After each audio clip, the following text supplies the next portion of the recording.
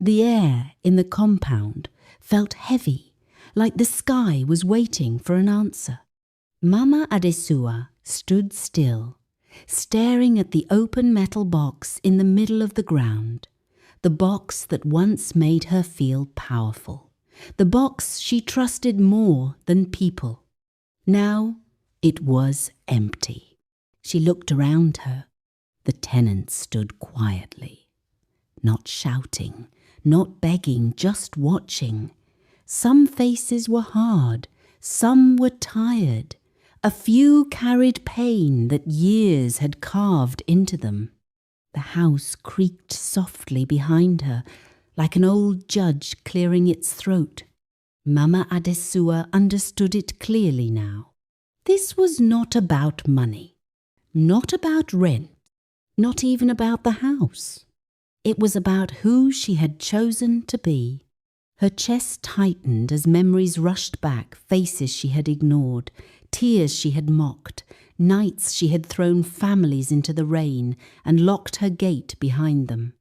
Slowly, Mama Adesua bent down. She picked up the metal box. Her hands shook. "This house," she said, her voice trembling, "has fed me for years." The wind stirred, and I used it to starve others. For a long moment, pride fought inside her, loud, stubborn, familiar. Then something broke. Mama Adesua walked to the center of the compound and did what no one ever imagined she could do. She knelt. Gasps rippled through the tenants. "I was wrong," she said, tears running freely down her face. "I used fear because I was afraid of becoming nothing." Her voice cracked, but she did not stop. "I return what I took, not just money, but power." She placed the metal box on the ground and pushed it away from herself. "I will no longer rule this house with cruelty." The house responded.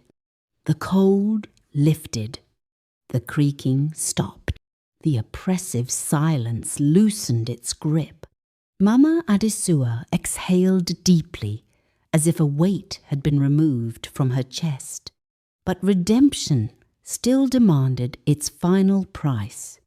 The next morning, Mama Adesua called a meeting. She announced her decision calmly.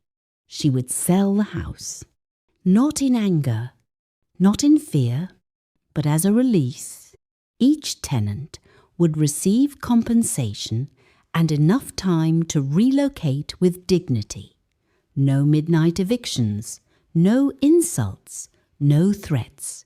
Some tenants cried, some remained silent, but the house was finally at peace. Months later, Mama Adesua moved into a small room behind a relative's shop. No balcony, no tenants, no shouting, just quiet.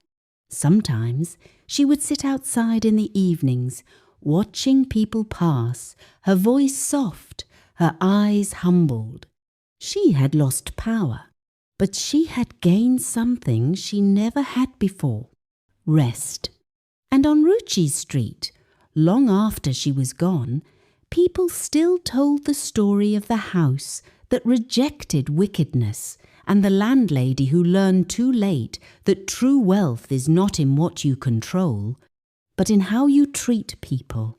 The moral lesson of this story tells that power without compassion becomes punishment, and every wicked choice waits patiently for its turn to return. The end.